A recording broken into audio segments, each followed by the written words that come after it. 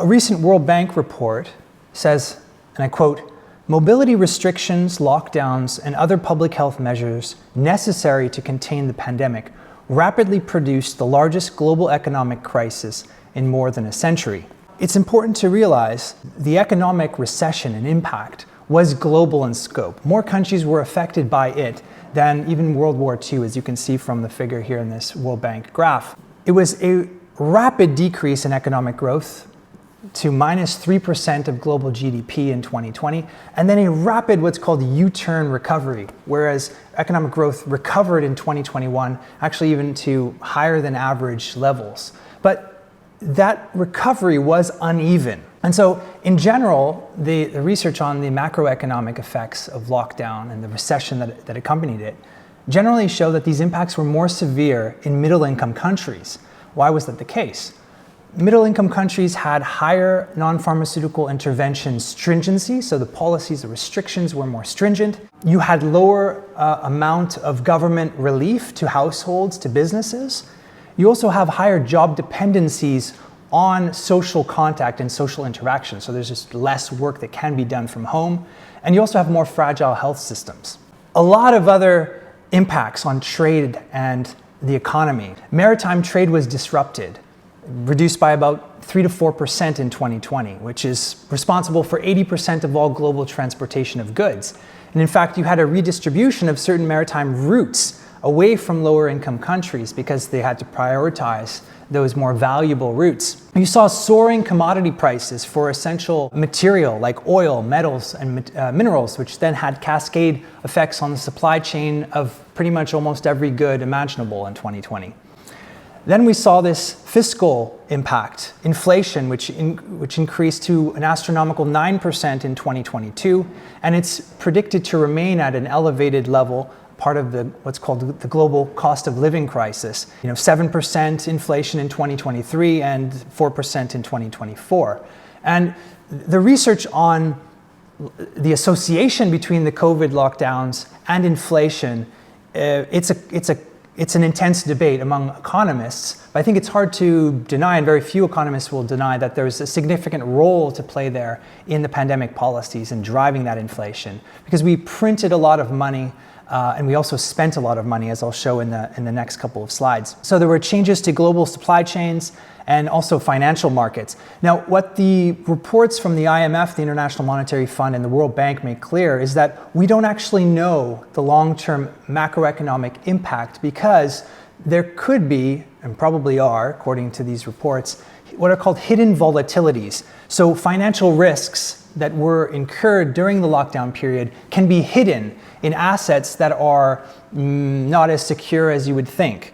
So hidden fragilities or hidden vulnerabilities. And so there's a big discussion right now in the global development area about the 2020s possibly being a lost decade for global development, equivalent to what the 1980s were for Africa and Latin America.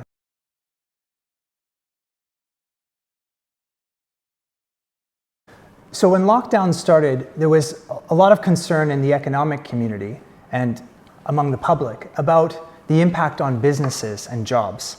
And there was concern that if lockdowns continued to past a certain point, there would be mass business failures. The term the economists like to use for this is excess death, actually, or excess business deaths. I was surprised that we don't actually have a good global estimate of how many businesses were actually lost due to lockdowns and other non-pharmaceutical interventions. And that has something to do with the difficulty in recording business growth, so new businesses, and then folding businesses. Some businesses might fold and then come back to life, right? So they're kind of hibernating, let's say. And also the data is very patchy between, or different between high income countries and then low and then middle income countries. But probably the best global surveys were done by the World Bank. It's called the World Bank Business Pulse Survey, and that was done at different time periods. They sampled over 100,000 businesses from 80 plus countries. And 70% of those businesses reported being closed during the lockdown period, the initial few months of lockdown in 2020. 25% of these were closed for 6 weeks or longer.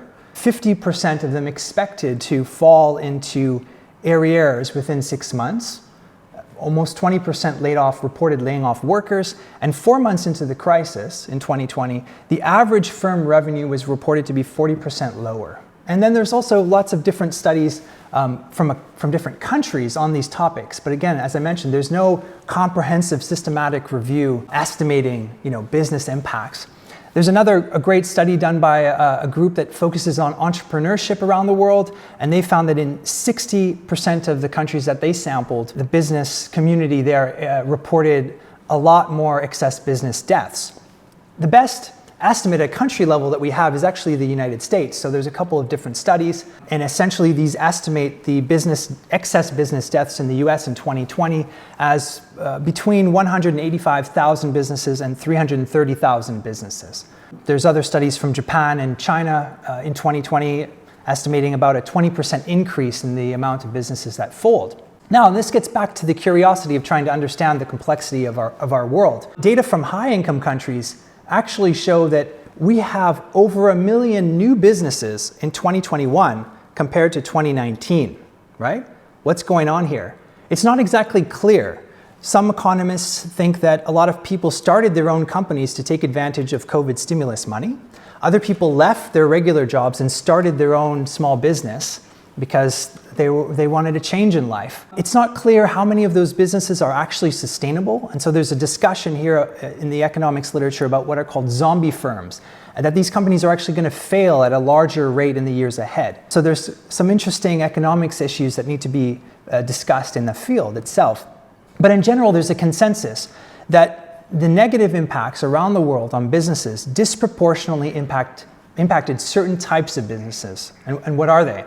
Well, those with greater needs for physical contact, tourism, restaurants, education, leisure, and even also textiles. Companies that had less liquidity, they had less money available to weather the storm of the crisis. Those who had more pre-existing debt. Those that were fundamentally less productive than other firms. Also, younger firms tended to fold at a higher rate. Also, those that are female-headed, and also that lacked any ability to go online. And another curious or important fact to appreciate about business failures during the pandemic was that we had this huge global or fiscal stimulus, mostly in high-income countries. But even the studies that are looking at the impact of that government spending, let's say in the US or Japan, do actually conclude that a lot of this spending was not well targeted and not well spent. It went to firms that didn't really need it and left firms that needed it sort of in the dust. There's one really strong study looking at 10 countries from low and middle income countries, and they found that only 14% of businesses received any form of assistance, whether it was liquidity support, debt support, or cash to help their accounts. And we're actually now seeing in 2023 a backlog of insolvencies coming of age. And so increasing business failures in the UK and Germany, for example, that are making economists concerned that, as I mentioned before, this new business growth it's deceptive. It's not actually sustainable. And that actually a lot of companies are facing hidden fragilities going into the future, more debt and less productivity. So I've mentioned this a few times, government spending, fiscal response. It's hard to get our head around just how much money governments, especially in the Western world, Europe and North America, but also other states, spent during the crisis itself. In Europe alone, there were over 30 million people on COVID support during the height of lockdown, compared to, let's say, only a few million during the financial crisis of 2008 to 2009. There was historic government spending. And we actually have somewhat of a patchy understanding of exactly how much money was spent, because it depends on how you categorize this stuff. But the IMF probably has one of the better databases, and they estimate up until September 2021, $18 trillion were spent on the COVID response. 11 trillion in direct revenue, and 7 trillion in liquidity support, often to businesses and to the financial sector. Now, that's equivalent to 20% GDP in high-income countries, and 10% in upper middle income countries. Lower income countries didn't really spend that much because they didn't have a lot of spare cash to spend to support households or businesses. Paradoxically, only 8% of that $18 trillion went to the health sector, only 5% in the United States. What does that tell us about the COVID response? it tells us that predominantly this was not only a health emergency, but a societal crisis. 95% of the money spent by governments did not go to the health sector. This precipitated the largest one-year increase in global debt since the Second World War. Global debt increased by 30% to 263% of global GDP. What are the consequences of this? Printing money and spending money to help support people to stay at home, and only some people could actually stay at home. We are entering an era that is predicted to be one of new global austerity for social programs that includes health, education, and social protection services around the world. The IMF, the International Monetary Fund, projects that 44% of countries will face decreases in public spending in 2023, with these austerity programs affecting an estimated 2.3 billion people around the world. But actually, we're already seeing the effect of this new age of austerity in social spending around the world. 40% of low and middle income countries had reduced their education spending in 2020 by an average of 14%. Another UN report found that total spending on health decreased in 44% of countries between 2019 and 2021. So our spending to keep people at home and to deal with the financial repercussions and the economic fallout of lockdowns and other non-pharmaceutical interventions is going to mean less money to spend on health and education in the future, especially in low and middle income countries. Thank you for watching this video. In the next video, Section 3 of the report, I'll be discussing impacts of COVID policies on income and employment, how in 2020 we saw a historical reversal of progress in fighting global poverty and inequality. In the description, you will find a link to the whole series, including all 10 sections of the State of Knowledge Review. Please like and subscribe to this channel for regular updates from me and to learn more about the work we are doing here at Collateral Global.